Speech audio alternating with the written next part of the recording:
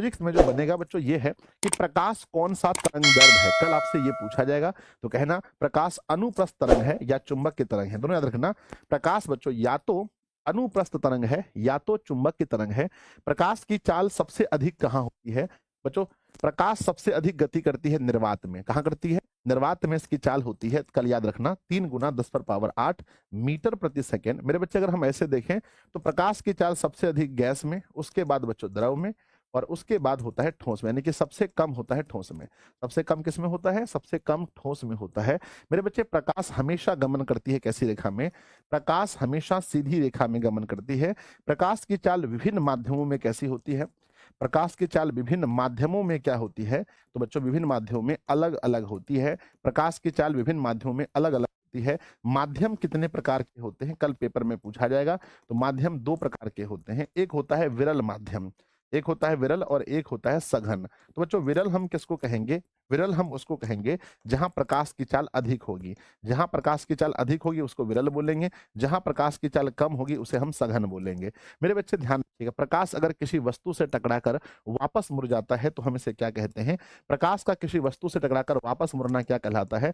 परावर्तन कहलाता है। अगर प्रकाश बच्चों, अगर प्रकाश एक माध्यम से दूसरे माध्यम में जाती है और उसकी दिशा में परिवर्तन होता है तो इसे क्या कहते हैं? प्रकाश की दिशा में परिवर्तन को अपवर्तन कहा जाता है, अपवर्तन कहा जाता है। मेरे बच्चे परावर्तन और अपवर्तन के कितने नियम हैं? कल पेपर में पूछा जाएगा। तो परावर्तन अपवर्तन के 2 नियम हैं। मेरे बच्चे अगर मैं पूछूं आपको साइन आई बटा साइन आर जो है ये किसके नियम से हमें मिलता है? तो ये हमें अपवर्तन के नियम से, ये हमें अपवर्तन के नियम से देखने को मिलता है। अपवर्तन के दूसरे नियम से देखने को मिलता है, याद रखना। इसे स्नेल का, इसे क्या बोलते हैं? साइन आई बटा साइन आर को क्या बोलते हैं? स्नेल का रूल भी कहते हैं, स्नेल का नियम भी कहते हैं। कल परीक्षा में एक क्वेश्चन भी अगर छूट जाए तो क्या फायदा संजय सर से पढ़ने का? कोई भी सवाल नहीं छूटेगा, बस ध्यान से आप मेरी बातों को सुनेंगे। प्रकाश गमन करती है ये आपको पता होगा। प्रकाश कहाँ गमन करती है मेरे छोटे भाई बहन? अरे हाँ बताओ, बहुत सारा मेरा बोतल सब यहाँ होगा और बहुत सारी बोतली सब भी है। बताओ बोतल सब कौन कौन है? हाथ उठाओ। हाँ कोई है क्या? कोई बोतल भी है क्या? हाँ तो लोग तेज हो गया रे। जब पढ़ने आया था स्टार्टिंग में तो बहुत सारा बच्चा बोतल था, अभी सब बच्चा तेज हो गया तुम लोग। हाँ सब लोग तेज हो गया। अगला देखते हैं मेरे बच्चे। प्रकाश गमन करती है, कल याद रखना, सीधी रेखा ढूंढ कर मारना है। और कहते हैं प्रकाश की चाल सबसे अधिक कहाँ होती है? निर्वात में होती है। अगला है मेरे बच्चे, निर्वात में कितनी होती है? 30 गुना 10⁸ मीटर प्रति सेकेंड। प्रकाश के ना, प्रकाश के परावर्तन के कितने नियम होते हैं? 2 नियम होते हैं। प्रकाश के परावर्तन के नियम से निर्धारित होता है आपतन कोण बराबर परावर्तन कोण। क्या होता है? आपतन कोण बराबर परावर्तन कोण। याद रखिएगा, अगर आपतन कोण, अगर मेरे बच्चे आपतन कोण 60 डिग्री है, अगर आपतन यानी कोण आई बराबर अगर 60 डिग्री है तो कोण आर कितना होगा? कमेंट बॉक्स में लिखना। अगर बच्चों प्रकाश, अगर अगर किसी समतल पर प्रकाश लंबवत आपतित होती है, लंबवत, सुनना कल के पेपर में देखने को मिलेगा ये सवाल, कि यदि बच्चों किसी समतल पर प्रकाश लंबवत आपतित होती है तब हमारा जो है परावर्तन कोण कितना होगा? मेरे बच्चे अगर लंबवत आपतित होती है तो परावर्तन कोण 0 होगा, याद रखना। परावर्तन कोण कितना होगा? 0 होगा। ये पेपर में पूछा जाता है। आगे बढ़ते हैं, समतल दर्पण द्वारा बना प्रतिबिंब। ध्यान दीजिएगा, समतल दर्पण द्वारा बना प्रतिबिंब कैसा होता है? काल्पनिक होता है। अब हम बात करते हैं समतल दर्पण से संबंधित जो भी सवाल है हम उस पर बात करेंगे। बच्चों समतल दर्पण की सबसे पहले बात करते हैं फोकस। समतल दर्पण की फोकस दूरी। समतल दर्पण किसी वस्तु का कैसा प्रतिबिंब बनाता है? तो प्रतिबिंब कैसा बनाता है? तो समतल दर्पण किसी भी वस्तु का मेरे बच्चे काल्पनिक है ना, काल्पनिक, और साथ में काल्पनिक है तो यह सीधा बनाएगा, काल्पनिक, सीधा, और मेरे बच्चे समान आकार का प्रतिबिंब बनाता है। मेरे बच्चे समतल दर्पण में अगर हम बात करें समतल दर्पण की अगर हम बात करें तो यह बच्चों, अगर हम बात करते हैं, अगर हम समतल दर्पण से 5 मीटर की दूरी पर खड़े हैं तो हमारा प्रतिबिंब हमसे कितना पीछे होगा? मेरे बच्चे अगर हम समतल दर्पण में अगर 5 मीटर की दूरी पर खड़े हैं तो हमारा प्रतिबिंब दर्पण से कितना पीछे होगा? दर्पण से। तो हमारा प्रतिबिंब, अगर हम दर्पण से 5 मीटर आगे हैं तो हमारा प्रतिबिंब 5 मीटर पीछे होगा, लेकिन हमसे कितना पीछे होगा? हमारा प्रतिबिंब हमसे टोटल 10 मीटर पीछे होगा, टोटल 10 मीटर पीछे होगा। इसका जो पार्श्व परिवर्तन होता है, इसका जो पार्श्व परिवर्तन होता है, यानी कि इसमें अगर हम दायां हाथ उठाएंगे तो हमें ऐसा लगेगा कि हम बायां हाथ उठा रहे हैं, बायां उठाएंगे तो ऐसा लगेगा हम दायां उठा रहे हैं, यानी पार्श्व परिवर्तन इसका उल्टा होता है। और मेरे बच्चे समतल में जो पीछे पेंट करते हैं वो AgBr यानी सिल्वर ब्रोमाइड का पेंट होता है। याद रखना है मेरे छोटे भाई बहन कि सिल्वर ब्रोमाइड का प्रयोग करते हैं। अपने घरों में हम किस दर्पण का प्रयोग करते हैं? में हम समतल दर्पण का ही प्रयोग करते हैं फेस देखने के लिए, अपना मुंह देखने के लिए। कहते हैं कि दर्पण के सामने भी है ना, सामने किसी भी दूरी पर स्थित वस्तु का प्रतिबिंब सीधा प्रतीत होता है, तो वह दर्पण कौन सा होता है? बच्चों सीधा प्रतीत किससे होता है? किसी भी दूरी पर कहीं भी रख दीजिए, आपको प्रतिबिंब सीधा मिलेगा। ये किस दर्पण में हो सकता है? बच्चों या तो समतल में हो सकता है या तो उत्तल में हो सकता है, लेकिन हाँ, आपको याद होगा अवतल में भी हम सीधा प्रतिबिंब बना सकते हैं। वस्तु को कहाँ रखना पड़ता है? कमेंट बॉक्स में लिखिए। अगर अवतल में आपको सीधा प्रतिबिंब चाहिए तो वस्तु को कहाँ रखना पड़ता है?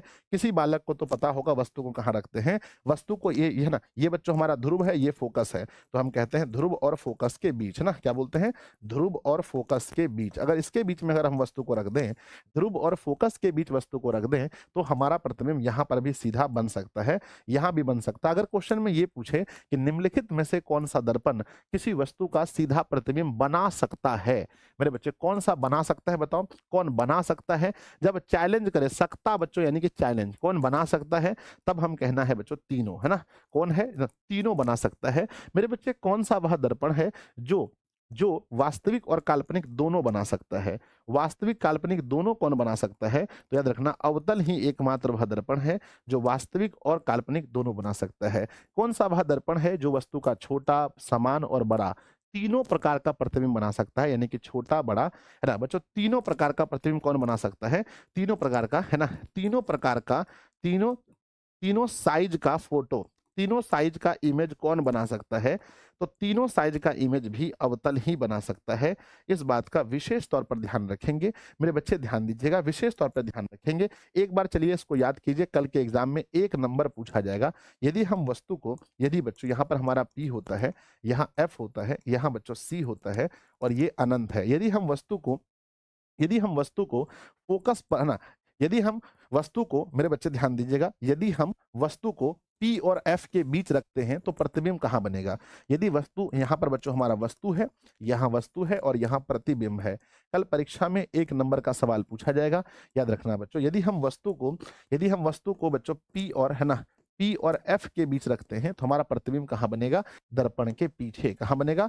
दर्पण के पीछे। ये बच्चों दर्पण के पीछे बनेगा। यदि हम वस्तु को मेरे बच्चे F पर रखते हैं, यदि हम वस्तु को F पर रखते हैं तो प्रतिबिंब कहाँ बनेगा? संजय सर यदि हम वस्तु को F पर रखते हैं तो प्रतिबिंब कहाँ बनता है? अनंत पर बनता है। सवाल नंबर तीसरा है, यदि हम वस्तु को F और C के बीच रखें, F और C के बीच रखें तो हमारा प्रतिबिंब कहाँ बनेगा? C के जगह पर C, C और F का संबंध अनंत से, C और अनंत के बीच बनेगा।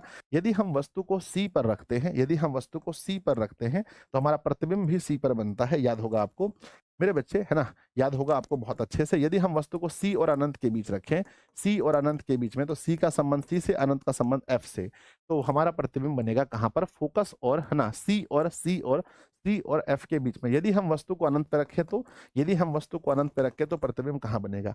यदि हम वस्तु को अनंत पर रखते हैं तो हमारा प्रतिबिंब कहाँ बनेगा? मेरे विद्यार्थी जल्दी बताइए कहाँ बनेगा प्रतिबिंब, जल्दी से फटाफट पर। में 1 नंबर का सवाल 100% पूछा जाएगा। बस आपको याद रखना है कि भैया कहाँ कहाँ पर रखने से क्या क्या बना। अगर हम वस्तु को C से पहले रखते हैं तो हमारा प्रतिबिंब कैसा बनेगा? C से पहले प्रतिबिंब हर स्थिति में बड़ा बनेगा, है ना, बड़ा बनेगा। और बच्चों C पर आकर के समान साइज का, यहाँ पर सेम साइज का, यानी कि समान साइज का प्रतिबिंब C पर बनेगा। और C के बाद वस्तु को रखने से प्रतिबिंब कैसा बनेगा? बच्चों छोटा बनेगा। कैसा बनेगा? छोटा बनेगा।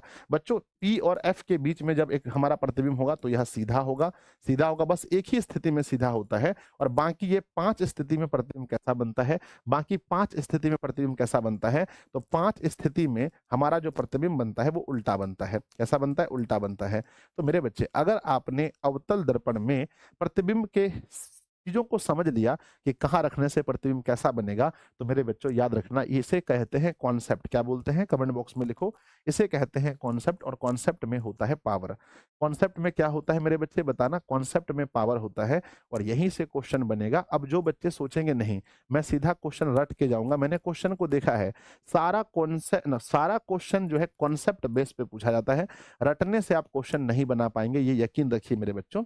अगला सवाल, यहाँ पर शायद एक चीज छूट गया था, यहाँ पर मैंने छोड़ा था कि समतल दर्पण की फोकस दूरी होती है हमेशा अनंत होती है। आगे है मेरे बच्चे, अवतल दर्पण के सामने वस्तु को कहां भी रखा जाए प्रतिबिंब उल्टा, वास्तविक और समान साइज का बने। बताओ, समान साइज का प्रतिबिंब बनाने के लिए अवतल दर्पण में वस्तु को हम कहां रखते हैं? तो बच्चों वक्रता केंद्र अर्थात सी पर रखते हैं। क्वेश्चन है, उत्तल दर्पण द्वारा बना प्रतिबिंब होता है। उत्तल में हमेशा वस्तु का सीधा, काल्पनिक और छोटा प्रतिबिंब बनता है। उत्तल के बारे में जब भी पूछा जाए तो बच्चों सीधा, छोटा, काल्पनिक। कहते हैं दर्पण सूत्र और लेंस सूत्र के बारे में बताइए। मेरे बच्चे दर्पण सूत्र में क्या होता है, कमेंट बॉक्स में याद रखना। कल के पेपर में एक बच्चों आराम से कल के पेपर में सवाल दोनों में से कोई एक आएगा, है ना। दर्पण सूत्र में plus 1/v plus 1/u is equal to 1/f। लेकिन बच्चों लेंस सूत्र में ये कौन सा सूत्र है?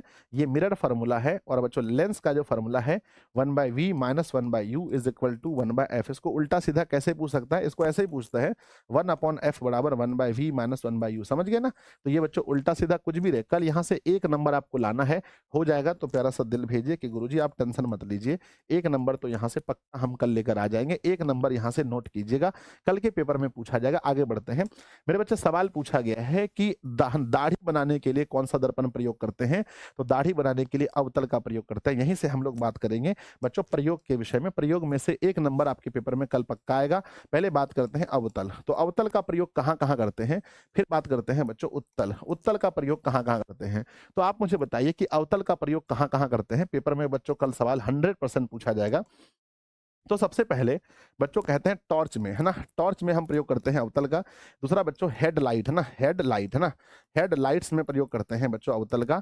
हम इनका प्रयोग करते हैं सौर भट्टी में, है ना, या सौर कुकर बोलिए, सौर कुकर में प्रयोग करते हैं। अवतल का प्रयोग बच्चों दाढ़ी या हजामती, है ना, हजामत बनाने में प्रयोग करते हैं, है ना। अवतल का प्रयोग बच्चों डॉक्टर के द्वारा, है ना, रोगी का आंख कान, है ना, रोगी के नाक कान की जांच करने में, नाक कान की जांच करने में प्रयोग करते हैं। और सीधी बात है कि अवतल का प्रयोग हर वह जगह होगा जहां बच्चों बड़ा प्रतिबिंब हमें देखना होगा। तो बड़ा प्रतिबिंब देखने के लिए हर जगह प्रयोग करते हैं किसका? अवतल का प्रयोग करते हैं। उत्तल के बारे में अगर हम देखें तो बच्चों एक हम पढ़ते हैं गाड़ी के साइड मिरर में। किसमें मेरे बच्चे? साइड, है ना, साइड मिरर में प्रयोग होता है। मेरे बच्चे हमने पढ़ाया था आपको स्ट्रीट लाइट, जो स्ट्रीट लाइट होते हैं गली में जो लाइट लगे होते हैं, स्ट्रीट लाइट में प्रयोग करते हैं। और उत्तल का जो प्रयोग है और हम कहाँ करते हैं? तो और हम प्रयोग करते हैं बच्चों, है ना, ये करते हैं इनका प्रयोग कहाँ पर? जहां पर भी छोटा प्रतिबिंब देखना हो, छोटा प्रतिबिंब जहां देखना हो वहां हम उत्तल दर्पण का प्रयोग करते हैं। बच्चों अवतल दर्पण को हम किस नाम से जानते हैं बताइए? तो अवतल दर्पण को हम किस नाम से जानते हैं? तो जो अवतल दर्पण होता है हम इसे नाम देते हैं, यह अभिसारी दर्पण है। भुलाना मत, कल के पेपर में मत बोला जाकर दांत छिड़िया देना, ही नहीं आता ही सुलुलुलु। तो मेरे बच्चे कल ये परीक्षा में आ जाएगा। और कहते हैं उत्तल को क्या बोलते हैं? उत्तल को मेरे बच्चे अभिसार, ना क्या बोलते हैं? अब ना अपसारी बोलते हैं। क्या बोलते हैं? अपसारी बोलते हैं। तो मेरे बच्चे याद रखना कल के पेपर में यहां से कितना नंबर आएगा? कम से कम एक नंबर पूछा जाएगा, कोई नहीं काट सकता है। दांत मत छिड़िया के आ जाना कि सर नहीं आता है। एक अंक यहां से फिक्स कीजिए, एक अंक मैंने लिखा है पर इससे ज्यादा ही आएगा। आप यकीन मानिए मेरे बच्चे, हो जाएगा तो बता दो यस सर हो जाएगा। आगे बढ़ते हैं प्यारे बच्चों। यहाँ पर कुछ छूटा तो नहीं था?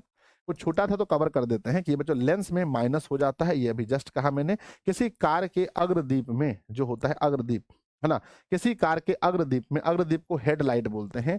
हेडलाइट में लगा होता है, क्वेश्चन का आंसर गलत है। हेडलाइट में अवतल लगा होता है, यहाँ उत्तल लिखा है।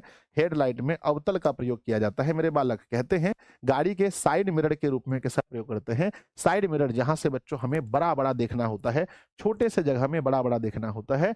तो किसमें बच्चों गाड़ियों के साइड मिरर में किसका प्रयोग करते हैं? तो उत्तल का प्रयोग करते हैं। नई कार्तीय परिपाटी के अनुसार दर्पण के सामने की दूरी को लेते हैं। बच्चों जब हम नई चिन्ह परिपाटी पढ़ते हैं तो वहां दर्पण के सामने की दूरी, आइए बच्चों पढ़ लेते हैं। यहाँ पर हमारा होता है, यहाँ पर हमारा होता है बच्चों पोल, यानी कि ध्रुव होता है।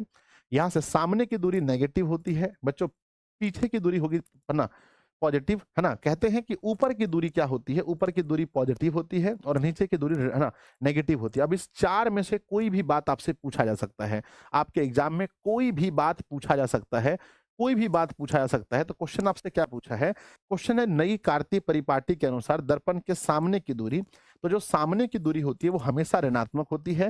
मेरे बच्चे दर्पण की अगर पीछे की दूरी बोला जाता तो पीछे की दूरी तो कहना बच्चों धनात्मक, है ना। ऊपर की दूरी पूछा जाता तो ऊपर, ऊपर कहना बच्चों धनात्मक, और नीचे पूछा जाएगा तो ऋणात्मक। कहते हैं किस दर्पण की फोकस दूरी धनात्मक होती है? याद रखना, दर्पण हो चाहे लेंस, दर्पण हो चाहे लेंस, मेरे बच्चे याद रखना आंसर होगा उत्तल, है ना। याद रखिएगा कि दर्पण हो चाहे लेंस, है ना।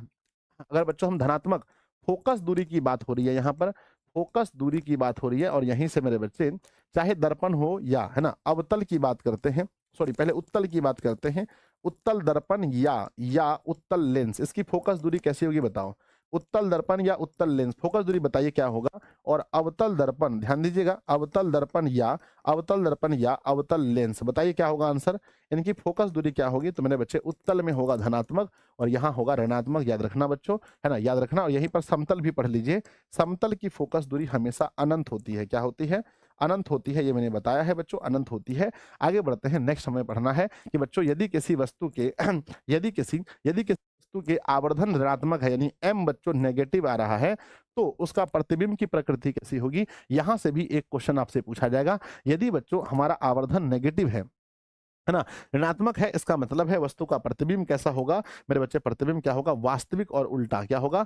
वास्तविक एवं उल्टा होगा। यदि हमारा आवर्धन धनात्मक है, आवर्धन अगर बच्चों धनात्मक है, तब क्या होगा? तो हमारे लिखेंगे, हम लोग लिखेंगे काल्पनिक, है ना, काल्पनिक एवं सीधा। क्या लिखेंगे? काल्पनिक एवं सीधा। क्या लिखेंगे? काल्पनिक एवं सीधा। मेरे बच्चे क्या आवर्धन का कोई एसआई मात्रक होता है? क्या आवर्धन का कोई एसआई मात्रक होता है? हाँ या ना बता दो सब लोग, हाँ या ना बता दो। और जल्दी से मेरे बच्चे सब लोग पोल करते जाना, आज आखिरी मौका है आपके पास पोल करने का। 40,000 बच्चों ने पोल किया है, वाह क्या बात है सर, क्या बात है। सभी मेरे बच्चे सब लोग पोल करते चलेंगे फटाफट से, और जल्दी से है ना अपने सभी दोस्तों के पास शेयर करते रहना। शेयर में कमी नहीं होना चाहिए, आज शेयर में कमी नहीं होना चाहिए मेरे बच्चे। सेशन को लाइक करना है, अधिक से अधिक बच्चों को पोल करना है। आज आखिरी मौका है आपके पास। हमने बताया आपको कि आवर्धन का जो मात्रक होता है वो मात्रक विहीन है, इसका कोई मात्रक नहीं होता है। याद रखना, पेपर में कल पूछा जाएगा कि बच्चों क्या आवर्धन का मात्रक होता है? कहना मात्रक विहीन होता है। कहते हैं दंत विशेषज्ञ किस दर्पण का प्रयोग करते हैं? जो बच्चों दांत के डॉक्टर होते हैं वह अवतल दर्पण का प्रयोग करते हैं। गोलीय दर्पण गोली दर्पण परावर्तक पृष्ठ की वृत्ताकार सीमा रेखा का व्यास क्या कहलाता है? जो गोली दर्पण होते हैं उसकी परावर्तक पृष्ठ को लीजिए, ये बच्चों गोली दर्पण है, इसका परावर्तक पृष्ठ की वृत्ताकार सीमा रेखा को हम द्वारक कहते हैं। मेरे बच्चे गोली दर्पण कितने प्रकार के होते हैं बताइए? गोली दर्पण कितने प्रकार के होते हैं? तो गोली दर्पण 2 प्रकार के होते हैं, याद रखना है मेरे बच्चे। हमने पढ़ा पहले अवतल अवतल और फिर पढ़ा मेरे बच्चे उत्तल। अच्छा ये बताओ कि अवतल दर्पण भी कितने प्रकार के होते हैं और उत्तल दर्पण भी कितने प्रकार के होते हैं? याद है किसी को? याद है? यस गुरुजी याद है। अगर दोनों तरफ उत्तल हो तो इसे उभयोत्तल कहते हैं, उभयोत्तल कहते हैं, है ना, माफ कीजिएगा। दोनों तरफ हो तो, है ना, अवतलो क्या बोलते हैं? पहला बच्चों क्या है कि यहाँ पर, जैसे यहाँ पर हमने दोनों तरफ उत्तल हो तो उभयो उत्तल कहते हैं मेरे बच्चे। कहते हैं एक तरफ अवतल हो एक तरफ उत्तल हो तो अवतलो, है ना, अवतलोत्तल पढ़े थे मेरे बच्चे। और क्या पढ़े थे, है ना? तो 3 तरह के होते हैं दोनों में बच्चों, चाहे उत्तल हो, है ना मेरे बच्चे, कहते हैं उत्तल हो चाहे अवतल हो, वह 3 प्रकार के होते हैं। आगे बढ़ते हैं विद्यार्थी जी। हमसे ये सवाल पूछा गया कि हजामत के लिए हम किसका प्रयोग करते हैं? तो अवतल का प्रयोग करते हैं। काल्पनिक प्रतिबिंब बच्चों हमेशा कैसा होता है? सीधा होता है। गोली दर्पण को, है ना, गोली दर्पण के फोकसांतर यानी एफ और उसके आर में क्या संबंध है? तो बच्चों याद रखना एफ बराबर r/2 होता है। कल परीक्षा में ये सवाल पूछा जाएगा कि मान लीजिए किसी गोली दर्पण की वक्रता त्रिज्या मेरे बच्चे अगर 30 सेंटीमीटर है, प्लस में 30 मतलब सिर्फ लिखा है 30 सेंटीमीटर है, इसकी फोकस दूरी बताओ क्या होगा और यह दर्पण किस प्रकार का है? ये सवाल पूछा जाएगा, तो आंसर बताइएगा इसकी फोकस दूरी कितनी होगी और यह दर्पण किस प्रकार का है? तो फोकस दूरी बच्चों f बराबर r/2 यानी 30/2 करेंगे, अर्थात हमारा 15 होगा आंसर। और बच्चों यह किस प्रकार का है? तो अगर प्लस में है तो हमारा आंसर होगा कि यह उत्तल है ना, प्लस में है तो यह क्या है? उत्तल होगा, याद रखेंगे। अगला सवाल देखते हैं विद्यार्थी जी। हमारा सवाल पूछा गया है, सवाल यह है कि किसी का अवतल दर्पण के द्वारा बना प्रतिबिंब आभासी, सीधा तथा बड़ा होता है, तो बताइए वस्तु को कहाँ रखना है? कभी भी बच्चों अगर अवतल आप पढ़ रहे हैं और वहां पर आभासी आपने पढ़ लिया है, आभासी का एक ही ऑप्शन है कि वस्तु को ध्रुव यानी कि पी और बच्चों मुख्य फोकस यानी कि एफ के बीच रखना है। याद होगा आपको। किस दर्पण से दूर की स्थित वस्तु का प्रतिबिंब सीधा मिलेगा। देखो कौन सा दर्पण है जो दूर में रखे वस्तु का भी सीधा प्रतिबिंब बनाता है। देखिए अवतल तो यहाँ छट जाएगा, क्योंकि अवतल दूर की वस्तु का सीधा प्रतिबिंब नहीं बना सकता है, वो तो ध्रुव और फोकस के बीच में स्थित वस्तु को सीधा बनाता है। तो यहाँ पर अवतल का नाम मत लेना, अवतल का नाम मत लेना, क्योंकि यहाँ बोला है दूर स्थित वस्तु का सीधा प्रतिबिंब, दूर स्थित वस्तु का सीधा प्रतिबिंब कहा गया है। तो मेरे बालक ध्यान से बहुत मजे के साथ देखना है सवाल को। यहाँ आंसर हम लोग अवतल का नाम नहीं ले सकते हैं, या तो हमारा समतल होगा या तो उत्तल होगा। कहते हैं अवतल दर्पण की फोकस दूरी होती है हमेशा ऋणात्मक होती है। आगे है मेरे बच्चे, किस दर्पण से हमेशा वस्तु का छोटा प्रतिबिंब मिलेगा? छोटा प्रतिबिंब आपको मिलेगा उत्तल से। बच्चों समान आकार का प्रतिबिंब कौन दे सकता है बताओ? समान आकार का प्रतिबिंब कौन देता है? तब वहां पर समतल का नाम लेते हैं। और बच्चों कौन है जो वस्तु का बड़ा प्रतिबिंब बना सकता है? तो वहां पर हम अवतल का नाम लेते हैं, अवतल बड़ा बना सकता है। क्वेश्चन है वायु में प्रकाश की चाल निर्वात की अपेक्षा होती है। देखो निर्वात का मतलब वो स्थान जहां वायु भी ना हो, है ना। कहते हैं निर्वात का मतलब क्या होता है? निर्वात का मतलब वह स्थान जहां वायु भी ना हो उसे निर्वात कहते हैं, जहां वायु ना हो उसे निर्वात कहते हैं। तो वायु में प्रकाश की चाल निर्वात की अपेक्षा हमेशा कम होती है। कहते हैं प्रकाश की चाल विभिन्न माध्यम में होती है, अलग अलग माध्यम में प्रकाश की चाल विभिन्न होती है। कहते हैं बच्चों की तालाब का जल कम गहरा दिखाई देना, ये किसके कारण से होता है? आप लोगों ने पढ़ा होगा तालाब का जल कम गहरा दिखाई पड़ना, या मेरे बच्चे तालाब में अगर कोई मछली है तो वह आगे, है ना, आगे दिखाई पड़ना, और बच्चों कोई सिक्का है तालाब में तो वह मोटा दिखाई पड़ना। और कहते हैं तालाब में अगर हम किसी छड़ी को रखते हैं तो वह टेढ़ी मेढ़ी दिखाई पड़ती है। इन सभी के पीछे क्या रीजन है? इन सभी के पीछे रीजन है प्रकाश के अपवर्तन का। कहते हैं बच्चों प्रकाश के अपवर्तन के कितने नियम होते हैं? तो ये भी 2 नियम होते हैं। कहते हैं किसी लेंस द्वारा उत्पन्न आवर्धन का जो मान है वो मात्रक विहीन होता है। लेंस के मुख्य फोकस की संख्या 2 होती है। कोई भी लेंस अगर आप उठा के देखेंगे तो लेंस चूंकि पारदर्शी होता है इसीलिए फोकस यहां भी इधर भी होता है f1 और इधर भी f2 होता है। तो किसी भी लेंस के मुख्य फोकस की संख्या 2 होती है। इस बात को विशेष तौर पे याद रखना है आपको। क्वेश्चन कहते हैं कि लेंस में, मेरे बच्चे कहते हैं किसी भी लेंस में m बराबर होता है v/u। क्या होता है? v/u। किसी माध्यम के अपवर्तनांक का मान होता है sin i/sin r, इसे स्नेल का नियम कहते हैं। किसका अपवर्तनांक सबसे अधिक होता है? तो हीरे का अपवर्तनांक सबसे अधिक होता है। कुछ अपवर्तनांक है जो आपको याद रख लेना है। अपवर्तनांक का पहले बताओ फॉर्मूला क्या होता है, क्योंकि यह क्वेश्चन सब्जेक्टिव में पूछा जाएगा। मेरे बच्चे अपवर्तनांक का फॉर्मूला क्या होता है? निर्वात में प्रकाश की चाल, क्या पढ़ते हैं? निर्वात में प्रकाश की चाल बटे जिस माध्यम का निकालना चाहें उस माध्यम में प्रकाश की चाल। कहते हैं वायु का अपवर्तनांक कितना होता है? तो 1.000 इस तरह से होता है, शायद 3 होता है। मेरे बच्चे जल का अपवर्तनांक कितना होता है? तो जीरो ना बच्चों, कहते हैं 1.33 होता है। हीरे का अपवर्तनांक परीक्षा में जो 2.42 होता है। सबसे अधिक अपवर्तनांक हीरे का होता है और सबसे कम अपवर्तनांक किसका होता है? सबसे कम अपवर्तनांक बच्चों किसका होता है? वायु का होता है। वायु का अपवर्तनांक कितना होता है? 1 से अधिक। 1 से कम कितना होता है? तो वायु का अपवर्तनांक 1 से अधिक होता है ना। वायु का अपवर्तनांक क्या होता है? 1 से अधिक होता है। याद रखना बच्चों, 1 से अधिक, है ना।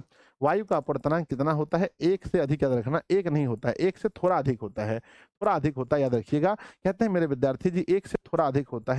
अगला हमारा लिखा गया है कि किस लेंस को अभिसारी लेंस कहते हैं। बच्चों यहां से 100% क्वेश्चन पूछा जाता है। 100% मतलब 100%। किस लेंस को अभिसारी कहते हैं? मैंने एक ट्रिक बताया था कि नया नया शादी कर लड़का लाया था, पत्नी बच्चों कहाँ थी? छत पे चढ़ी थी और गांव वाले देखने आ गए, तो है ना, उनके पति ने बोला अभी उतर और साड़ी पहन। क्या बोला? उतर और क्या पहन? बताओ। उतर और क्या पहन? साड़ी पहन। उतर और साड़ी पहन। उतर मने होता है उत्तल, उतर मने होता है उत्तल, और साड़ी मने होता है अभिसारी। तो मेरे बच्चे लेंस में याद रखना है, लेंस में याद रखना है कि संजय सर ने ट्रिक बताया था कि उतर और साड़ी पहन यानी उत्तल हमेशा अभिसारी होता है। तो उत्तल लिखेंगे। किस लेंस को अपसारी लेंस कहते हैं? तो बच्चों अवतल को कहते हैं। ऐसा क्यों होता है? ऐसा इसलिए होता है कि उत्तल जो है वह क्या करते हैं? उत्तल जो है बच्चों वह किरणों को अभिसारित करता है। चलिए हम समझते हैं अभिसारित क्या होता है। मेरे बच्चे आपने पढ़ा होगा कि किरण पुंज कितने प्रकार के होते हैं? तो किरणों के समूह को किरण पुंज कहते हैं। किरणों के समूह को क्या बोलते हैं? किरण पुंज कहते हैं। और किरण पुंज जो होते हैं वह 3 प्रकार के होते हैं। पहला बच्चों इस तरह के, इसको बोलते हैं समांतर, एक जगह से फैल रहा है तो इसे बोलते हैं बच्चों, है ना, इसे बोलते हैं अपसारी। और अगर एक जगह आकर के मिल रहा है तो हम इसे बोलते हैं अभिसारी। अभिसारी, ये आकर के मिल रहा है। तो बच्चों 3 तरह के किरण पुंज होते हैं, आप लोगों ने पढ़ा होगा। अगला हमारा क्वेश्चन है कि कौन है ना, लेंस की क्षमता बताइए। लेंस की क्षमता का मात्रक होता है डायफ्रैगम। किस लेंस की फोकस दूरी धनात्मक होती है? तो उत्तल की फोकस दूरी धनात्मक होती है, मेरे बच्चे याद रखना है। नेक्स्ट लिखा है किस माध्यम में प्रकाश की चाल सबसे अधिक है? तो प्रकाश की चाल निर्वात में सबसे अधिक है। शब्दकोश के छोटे अक्षर को पढ़ने के लिए आप किसका प्रयोग करेंगे? तो जब भी बच्चों छोटा अक्षर पढ़ना है तो ज्यादा जूमिंग वाला चीज लेकर के पढ़ेंगे, यानी बच्चों हमारा उत्तल लेंस होता है छोटा अक्षर को पढ़ने के लिए, और फोकस भी कम होना चाहिए। ऑप्शन के अनुसार ये सही है। कहते हैं उस उत्तल लेंस की फोकस दूरी 20 सेंटीमीटर है, इसकी क्षमता क्या होगी? अगर बच्चों 20 सेंटीमीटर है तो क्षमता क्या होगी? क्षमता निकालने का फॉर्मूला मैंने बताया था, P बराबर 100/F। ये तब लिखना जब सेंटीमीटर में हो। मेरे बच्चे मान लो कि एक उत्तल लेंस है, एक उत्तल लेंस है मान लेते हैं, और जिसकी बच्चों फोकस दूरी दे रखी है 25 सेंटीमीटर। बताओ इसमें P क्या होगा, है ना? F दिया है। अगला क्वेश्चन F बराबर दिया है 1 मीटर। मेरे बच्चे बताओ P क्या होगा? क्वेश्चन लिखा है बच्चों, जल्दी जल्दी से बताना। अगर बच्चों अवतल की बात करें, अगर अवतल लेंस है और इसकी फोकस दूरी मेरे बच्चे, है ना, फोकस दूरी अवतल में 50 सेंटीमीटर दिया है, तो इसमें P कितना होगा? यदि बच्चों P बराबर 4, है ना, P बराबर 4D दिया है, -4D दिया है, तो F का मान क्या होगा? ये क्वेश्चन को उल्टा उल्टा के मैंने पूछा है। अगर आप बना लोगे तो कल के पेपर में 1 नंबर फिक्स हो जाएगा। बच्चों P बराबर दिया है, देखो उत्तल है तो प्लस होगा, फोकस ही प्लस होगा, तो बच्चों 100/25, क्योंकि ये सेंटीमीटर में दे रखा है ना, तो 25 चौके 100, तो 4D होगा प्लस में। अगला क्वेश्चन है बच्चों 1 मीटर है, तो मीटर जब फॉर्मूला हो तो 1/F लिखते हैं जब मीटर में क्वेश्चन दिया हो, तो 1 है और F का मान भी 1 दिया है, तो 1 डायफ्टर होगा बच्चों 1D प्लस में। उत्तल है तो प्लस में, उत्तल है तो प्लस में। नेक्स्ट है बच्चों F बराबर 50 दिया है, अवतल है तो माइनस में होगा मेरे बच्चे, 100/F है, 50 दूनी, तो माइनस में 2D होगा। अगला क्वेश्चन देखते हैं, D का मान दिया है बच्चों, F निकालना है, फॉर्मूला वही है बच्चों, P बराबर होता है ना, P बराबर 100/F, यहाँ पर P का मान पहले से पता है, माइनस का बच्चों 4D बराबर 100/F दिया गया है ना, तो D बच्चों ये माइनस की कटेगा 25 बार में, तो 25 सेंटीमीटर। F का मान माइनस में 25 सेंटीमीटर। यहाँ से कल एक क्वेश्चन पूछा जाएगा, 100% बन जाएगा, तो प्यारा सा दिल बनाकर भेजिए कि सर यहाँ से क्वेश्चन कल बन जाएगा। एक क्वेश्चन कोई नहीं काट सकता है, 100% सवाल पूछा जाएगा। किस लेंस का प्रयोग हम लोग, किसका प्रयोग को नहीं होता है? मिट्टी नहीं होता है। प्रकाश के परावर्तन के कितने नियम है? 2 नियम है। किस लेंस के द्वारा सिर्फ काल्पनिक प्रतिबिंब बनते हैं? तो उत्तल लेंस बच्चों याद रखना, दर्पण में यह नहीं होता है, दर्पण में नहीं, लेकिन उत्तल बच्चों सॉरी अवतल जो लेंस है, अवतल लेंस है, ये हमेशा लेंस की बात करें, लेंस की बात करें तो लेंस का अलग ही मामला है, लेंस का अलग ही मामला है। आप लोगों ने पढ़ा होगा लेंस बच्चों 2 प्रकार के होते हैं, जो और जो अवतल लेंस होते हैं, दोनों में अंतर पूछा जाएगा शॉर्ट क्वेश्चन में। शॉर्ट क्वेश्चन में दोनों में अंतर पूछा जाता है। जो उत्तल लेंस होते हैं मेरे बच्चे, वो देखने में कुछ इस प्रकार से होते हैं, अवतल लेंस देखने में कुछ इस प्रकार से होते हैं। यह किनारों में बच्चों यह पतले होते हैं, बीच में बच्चों मोटे होते हैं। यह किनारों में मोटे होते हैं, बीच में पतले होते हैं। यह बच्चों इस लेंस को बोलते हैं अभिसारी। क्या बोलते हैं? इसे अभिसारी लेंस कहते हैं। और ये मेरे बच्चे अब है ना अपसारी लेंस इन्हें कहते हैं। यह वस्तु का वास्तविक एवं काल्पनिक, यह वस्तु का वास्तविक एवं काल्पनिक दोनों प्रतिबिंब बना सकता है। यह वस्तु का केवल काल्पनिक बनाता है, केवल काल्पनिक बनाता है। यह वस्तु का है ना सीधा सीधा एवं उल्टा दोनों बना सकता है। यह वस्तु का केवल सीधा प्रतिबिंब बना सकता है। यह वस्तु का छोटा बड़ा छोटा कॉमा बड़ा एवं बराबर बना सकता है। और यह वस्तु का केवल छोटा प्रतिबिंब बनाता है। मेरे बच्चे यानी कि अवतल दर्पण से उसका जो लेंस का गुण है वो साफ उल्टा हो जाता है। दर्पण से सेम बच्चों साफ साफ क्या होता है? उल्टा हो जाता है ना। आगे बढ़ जाएं, क्या सब कुछ ठीक है? क्या आप मुझे देख पा रहे हैं? क्या आप मुझे सुन पा रहे हैं?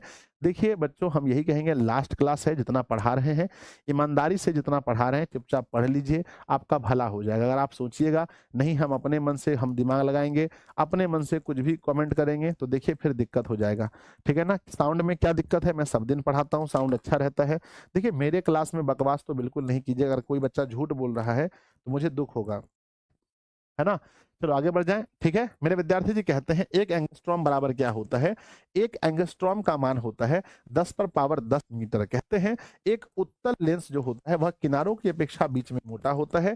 किसी बिंब का वास्तविक प्रतिबिंब और समान आकार का प्राप्त करने हेतु उत्तल लेंस के सामने उसको कहाँ रखना चाहिए? तो बच्चों अगर हमें समान आकार का चाहिए तो हमें वक्रता केंद्र पर रखना पड़ेगा या फोकस की दुगनी दूरी पर, याद रखना। या मेरे बच्चे फोकस की कितनी दूरी पर बताओ? फोकस की कितनी दूरी पर? तो 2 गुनी दूरी पर हमें रखना पड़ेगा, 2 गुनी दूरी पर रखना पड़ेगा। अगला सवाल, लेंस द्वारा आवर्धित काल्पनिक प्रतिबिंब बनता है जब वस्तु रहती है, कहाँ रखना है? उत्तल लेंस में बच्चों हमारा आवर्धित, और आवर्धित माने होता है बड़ा, काल्पनिक मतलब बच्चों जो हमारा काल्पनिक प्रतिबिंब है। तो आवर्धित और काल्पनिक प्रतिबिंब उत्तल लेंस में तब बनता है, जैसे देखो जो अवतल दर्पण में होता है वो बच्चों उत्तल लेंस में हो जाता है। यानी हमें फोकस और लेंस के बीच रखना पड़ेगा। ये हमारा बच्चों लेंस है, ये हमारा लेंस है, ये हमारा फोकस है। तो हमें वस्तु को ये बच्चों ये हमारा इनके बीच में रखेंगे वस्तु, तभी हो पाएगा। कहते हैं किस वस्तु का वास्तविक प्रतिबिंब, है ना, सॉरी, किस वस्तु का वास्तविक प्रतिबिंब कौन बना सकता है? किसी वस्तु का वास्तविक प्रतिबिंब कौन बना सकता है? लेंस में अगर हम बात करें तो लेंस में कौन बना सकता है? तो लेंस में बच्चों सिर्फ और सिर्फ उत्तल लेंस बना सकता है। पर दर्पण की बात करें तो दर्पण में कौन बना सकता है? तो दर्पण में बच्चों अवतल दर्पण बना सकता है, याद रखना। अगला सवाल है, फोटोग्राफी का अभिदृश्यक होता है, फोटोग्राफी जो कैमरा होता है उसमें किस लेंस का प्रयोग करते हैं? कमेंट बॉक्स में लिखिएगा। तो हम उत्तल लेंस का प्रयोग करते हैं। प्रकाश का न्यूनतम जो होता है, प्रकाश की चाल न्यूनतम कहाँ होती है? वे ऑप्शन के अकॉर्डिंग दिया है, ये क्वेश्चन मत पढ़िए ऑप्शन वाला। कहते हैं कि अवतल दर्पण के सामने किसी वस्तु को कहां रखने पर उनका समान साइज का प्राप्त होगा? तो वक्रता केंद्र पर। कहते हैं स्नेल का नियम क्या है? साइन आई बटा साइन आर। कहते हैं उत्तल लेंस के सामने वस्तु को कहां रखा जाए बराबर प्रतिबिंब मिले? वक्रता केंद्र हो चुका है। 25 सेंटीमीटर का फोकसांतर बच्चों अगर अवतल लेंस है तो -4D हो चुका है। जल का अपूर्णांक 1.33 हो चुका है। वास्तविक और काल्पनिक दोनों प्रतिबिंब बनाता है। लेंस में बच्चों हमारा क्या होगा? उत्तल लेंस होगा। अगर दर्पण पूछा गया होता तो कमेंट बॉक्स में आप लोग लिखिएगा। दर्पण में हम क्या लिखते हैं? एक लेंस की क्षमता प्लस में 5D है, इसका फोकस कितना होगा बच्चों? 20 होगा। भाग करेंगे तो 1 मीटर फोकसांतर वाले किसी अवतल लेंस की क्षमता -1D होगी, -1D होगी। 1 मीटर है तो 1 मीटर का 1D होगा बच्चों। कहते हैं भाई साहब ये सवाल आपको नहीं पढ़ना है। ऐसे पदार्थ जिनसे होकर प्रकाश आसानी से पार हो जाए उसे क्या कहेंगे? ऐसे पदार्थ जिनसे होकर प्रकाश आसानी से आर पार हो जाए उसे क्या कहते हैं? उसे जिससे होकर प्रकाश आसानी से आर पार हो जाए हम उन्हें पारदर्शी कहते हैं, पारदर्शी कहते हैं, याद रखिएगा। कहते हैं किस दर्पण द्वारा किसी वस्तु का वास्तविक प्रतिबिंब मिल सकता है? वास्तविक प्रतिबिंब केवल अवतल दे सकता है। किस दर्पण द्वारा किसी वस्तु का काल्पनिक प्रतिबिंब मिल सकता है? तो काल्पनिक तो तीनों से मिल सकता है। वस्तु से छोटा और अभिअना और आभासी प्रतिबिंब कौन दे सकता है? तो वह उत्तल दर्पण ही दे सकता है। अगला, अवतल दर्पण की वक्रता त्रिज्या की होती है, जो एफ होता है उसकी वक्रता त्रिज्या की आधी होती है। तो आंसर में हम आधी लिखेंगे, है ना। मोटर गाड़ी के चालक के सामने लगा होता है। कभी मोटरसाइकिल चलाए हैं? कौन कौन चलाए मोटरसाइकिल? हाथ उठाओ। कोई ऐसा बच्चा है जिसको मोटरसाइकिल चलाने आता है? मोटरसाइकिल के सामने देखेंगे यहाँ पर छोटा ऐसा दर्पण 2 ठो लगा होता है। मोटर गाड़ी के चालक के सामने हमेशा उत्तल दर्पण होता है ना। उत्तल दर्पण द्वारा बना प्रतिबिंब हमेशा कैसा होगा? काल्पनिक और सीधा होता है। नेक्स्ट है बच्चों, संबंध F बराबर R/2 किस दर्पण के लिए सही है?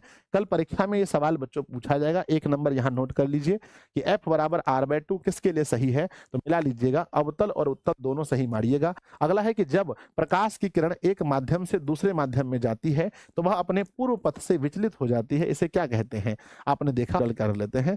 विरल है और ये माध्यम जिस माध्यम में जा रहे हैं वो माध्यम सघन है। इसके बीच में बच्चों हमने यहाँ पर क्या किया? परपेंडिकुलर खींचा, अभिलंब है। बच्चों याद रखिएगा, जब कोई प्रकाश की किरण विरल माध्यम से सघन माध्यम में जाती है तो क्या होता है? यहां से एक क्वेश्चन 100% आएगा। 100% मतलब होता है 100%। क्या हो गया? इंटरनेट में कोई समस्या हो गया क्या? बीच में थोड़ा बहुत रुक रहा है क्या? हे भगवान, 1 सेकंड रुक जाओ भाई, है ना। ये सब अच्छी बात नहीं है। विरल माध्यम में जाएगी तो क्या होगा? जब कोई ना सघन माध्यम से विरल में जाएगी तो वह विलंब से दूर हटेगी, है ना। तो याद रखना बच्चों, ये दोनों कॉन्सेप्ट, अगर कल कोई गलती करके आए तो पटक पटक के मारेंगे, बता रहे हैं। कल अगर ये क्वेश्चन गलती कर कोई कर दिया तो बहुत मारेंगे, बता रहे हैं। हो जाएगा सही? तो बताओ सही हो जाएगा तो दिल बनाकर भेजिए, गुरुजी हो जाएगा। कल ये क्वेश्चन आएगा, 100% आएगा। अगला क्वेश्चन देखते हैं विद्यार्थी जी। जब प्रकाश की किरण 2 माध्यमों को अलग करने वाली सतह पर लंबवत पड़ती है तो क्या होता है? जब लंबवत पड़ेगी तो वह बिना मुड़े निकल जाती है। कहते हैं कि पानी से भरी बाल्टी की, है ना, की गहराई कम मालूम पड़ना, इसके पीछे का रीजन क्या है? कारण है बच्चों प्रकाश का अपवर्तन। कहते हैं जब प्रकाश की किरण सघन माध्यम से विरल में जाएगी तो बच्चों वह दूर हट जाएगी, वह अविलंब से दूर हट जाएगी। अगला है बच्चों, मानव नेत्र के लिए दृष्टि का अस्थायित्व होता है। अगर हम किसी भी वस्तु को देखें, उस वस्तु को हमारे आगे से हटा दीजिए। जब आगे से हटा दीजिएगा तो हमें उस वस्तु का जो फोटो है कितना देर तक हमारे आंख में रह जाएगा? कहते हैं गुरुजी 1/16 सेकंड तक रह जाएगा, भूलिएगा मत जीवन में। कहते हैं किसी वस्तु का प्रतिबिंब कहाँ बनता है? किसी वस्तु का प्रतिबिंब रेटिना पर बनता है, याद रखिएगा। आइए हम आंख पढ़ा देते हैं ताकि आप चीजों को समझ पाएं। सबसे बाहरी भाग को कॉर्निया कहते हैं मेरे बच्चे, याद होगा आप लोगों को, बोलो हाँ या ना। यस गुरुजी याद है, एकदम याद होना ही चाहिए, याद है बच्चों, है ना मेरे विद्यार्थी जी, यहाँ पर है ना चलिए, है ना। अब यहाँ पर एक लेंस होता है, यहाँ पर आंख में हमारा लेंस होता है जिसे बच्चों नेत्र लेंस बोलते हैं। क्या बोलते हैं? जैसे हम लोग नेत्र लेंस कहते हैं। जो नेत्र लेंस होता है मानव के आंख में, जो नेत्र लेंस होता है वह बच्चों किसकी तरह काम करता है? वह उत्तल लेंस की तरह काम करता है, याद रखना, उत्तल लेंस की तरह काम करता है। कहते हैं बच्चे इसके बीच में क्या भरा होता है? इसके बीच में मेरे बच्चे, है ना, क्या होता है? नेत्र। क्या भरा होता है? बीच में काचा द्रव भरा होता है, याद रखना मेरे बच्चों। जो जो आंख में शंकु पाए जाते हैं वह दो प्रकार के होते हैं मेरे बच्चे, एक होता है क्षर, एक होता है मेरे बच्चे क्या होता है? एक शायद रॉड होता है, एक है ना, एक होता है क्षर शंकु, एक और शंकु होता है। दो प्रकार के शंकु होते हैं, परीक्षा में अगर पूछा जाए तो बताइएगा। और कहते हैं कि मेरे बच्चे हमारे आंख में जो काला ऐसा भाग है उसे क्या बोलते हैं? पुतली कहते हैं। एग्जाम में सवाल ये पूछा जाएगा, अधिक प्रकाश में पुतली क्या करती है? आंसर लिखना, अधिक प्रकाश में पुतली सिकुड़ जाती है, कम प्रकाश में क्या करती है? अधिक प्रकाश में सिकुड़ जाती है, कम प्रकाश में पुतली क्या होती है? फैल जाती है, फैल जाती है। किसी भी वस्तु का प्रतिबिंब कहाँ बनता है? तो आंख के रेटिना पर। कहाँ बनता है? आंख के रेटिना पर किसी वस्तु का प्रतिबिंब बनता है। आंख का सबसे अगला भाग क्या है? एग्जाम में क्वेश्चन आएगा तो अगला भाग पूछा जाएगा तो कहना बच्चों, अगला भाग होता है किसी भी आंख का सबसे अगला भाग कॉर्निया होता है। और सबसे पिछला भाग क्या होता है? पिछला भाग पूछा जाएगा तो कहना बच्चों पिछला भाग हमारा रेटिना होता है। रेटिना पर वस्तु का प्रतिबिंब कैसा बनता है? तो कहना मेरे बच्चे वास्तविक, है ना, वास्तविक उल्टा और छोटा, वास्तविक उल्टा और छोटा प्रतिबिंब बनता है, याद रखना, वास्तविक उल्टा और छोटा प्रतिबिंब बनता है, याद रखिएगा हमेशा मेरे बच्चे। कहते हैं आंखों का जो रंग है, रंग बच्चों किस पर डिपेंड करता है? हमारे आइरिस यानी कि परितारिका, यानी कि बच्चों परितारिका, आंख का जो रंगीन भाग है उसे क्या बोलते हैं? आंख के रंगीन भाग को परितारिका बोलते हैं। आंख के रंगीन भाग को क्या बोलते हैं? परितारिका कहते हैं। आइए विद्यार्थी जी नेक्स्ट पढ़ते हैं। नेत्र में प्रवेश करने वाली प्रकाश किरणों का अधिकांश अपवर्तन किसके द्वारा होता है? अधिकांश अपवर्तन कौन करेगा? जल्दी बताइए। तो लिखना है कॉर्निया के बाहरी पृष्ठ के द्वारा। आगे है बच्चों की पुतली के साइज को नियंत्रित कौन करता है? परितारिका करता है। आंख के साइज को, ना, आंख बच्चों व्यवहार करता है उत्तल लेंस की तरह। मानव नेत्र में किस तरह का लेंस होता है? तो उत्तल लेंस होता है। मानव नेत्र में किस तरह का लेंस होता है? उत्तल लेंस होता है। यहां तक सब कुछ सही है तो बच्चों यस लिख करके भेजना। गुरुदेव मजा आ रहा है, यहां तक तो आनंद ही आनंद है। सब लोग वीडियो को शेयर करेंगे, क्लास को लाइक करेंगे बच्चों, सभी बच्चे पोल करके बताएंगे कि कल के पेपर के लिए तैयार है या नहीं। सब लोग ये काम करते रहेंगे। आगे मेरे विद्यार्थी जी लिखा गया है, आज लिखा गया कि एक, है ना, एक स्वस्थ आंख के लिए दूर बिंदु होता है। एक स्वस्थ आंख के लिए दूर बिंदु बच्चों हमेशा अनंत होता है। एक स्वस्थ आंख के लिए नजदीक बिंदु कितना होता है? निकट बिंदु क्या होता है? तो निकट बिंदु मेरे बच्चे 25 सेंटीमीटर होता है। कहते हैं दूर बिंदु और निकट बिंदु के बीच की दूरी को क्या कहते हैं? इसके बीच की दूरी को दृष्टि परास बोलते हैं। क्या बोलते हैं? इसके बीच की दूरी को दृष्टि परास कहते हैं, याद रखना, दृष्टि परास कहते हैं। मेरे बच्चे सामान्य दृष्टि के वश के लिए सुस्पष्ट दर्शन की अल्पतम दूरी, देखो ये क्वेश्चन कल आएगा बच्चों, अल्पतम दूरी बोले या न्यूनतम दूरी बोले या सवाल को थोड़ा अच्छे से पूछे, ढंग से पूछे कि बच्चों तो 25 सेंटीमीटर होता है। नेत्र द्वारा किसी वस्तु का कैसा प्रतिबिंब बनता है? तो वास्तविक उल्टा तथा छोटा बनता है। कहते हैं निकट दृष्टि दोष को दूर करने के लिए हम किसका प्रयोग करें? तो आइए बच्चों दृष्टि दोष, है ना, दोष को समझते हैं, उपचार को समझते हैं। सबसे पहले निकट दृष्टि दोष किसी को हुआ, कौन सा चश्मा बताओ? फिर दूर हुआ, कौन सा चश्मा? फिर बच्चों बताओ फिर क्या हुआ? फिर जरा दूरदर्शिता हुआ, कौन सा चश्मा? फिर मोतियाबिंद हुआ, कौन सा चश्मा? मोतियाबिंद। फिर मेरे बच्चे, है ना, फिर क्या होगा, है ना, फिर मेरे बच्चे कहते हैं रतौंधी बीमारी हो गया, कौन सा विटामिन बताओ? रतौंधी बीमारी, कौन सा विटामिन? और बच्चों कहते हैं कि फिर हो गया बच्चों कौन सा? फिर हो गया आंख में, क्या बोलते हैं उसको? आंख में क्या हो गया मेरे विद्यार्थी जी? अभी लिखे थे ना तुरंत हम, अच्छा मोतियाबिंद लिख दिया ना, ठीक है आ जाओ। तो मेरे प्यारे बच्चों अबिंदुकता, अबिंदुकता, अबिंदुकता जो है इसका होने से क्या लगेगा बताइए। तो यहाँ से कोई भी सवाल कल एग्जाम में आ सकता है, जब आप एक पढ़ के जाएंगे तो फिर दिक्कत होगा। निकट दृष्टि दोष बच्चों, मैंने बताया था निकट और दूर का ट्रिक बताया था, जितना बड़ा बच्चों है ना, कहते हैं कि बीमारी से बड़ा इलाज होता है, बीमारी से बड़ा इलाज होता है। तो 1 2 3 अक्षर का निकट साफ नहीं देखेगा तो उल्टा होता है, जो बच्चों निकट साफ नहीं देख रहा है उसमें दूर दृष्टि दोष होगा, और जो दूर साफ नहीं देखेगा उसमें क्या होगा, जो दूर नहीं देख पा रहा है उसमें क्या होगा, उसमें निकट दृष्टि दोष होगा। किस रंग का विचलन न्यूनतम होता है, तो लाल। आइए बच्चों इसको भी हम लोग समझते हैं। एक चीज होता है, ध्यान दीजिएगा, एक होता है सबसे पहले तरंग दैर्ध्य, कल परीक्षा में आएगा, गलती मत करना। तरंग दैर्ध्य होता है, एक होता है मेरे बच्चे विचलन, एक होता है मेरे बच्चे झुकाव, क्या होता है, झुकाव, और एक होता है मेरे बच्चे, है ना, एक होता है प्रकीर्णन, एक होता है प्रकीर्णन। ध्यान दीजिएगा, ये 4 चीज है जिससे संबंधित आपके एग्जाम में क्वेश्चन पूछा जाता है। तरंग दैर्ध्य सबसे अधिक किसका होता है और कम किसका होता है, तो अधिक तरंग दैर्ध्य होता है लाल का, और कम किसका होता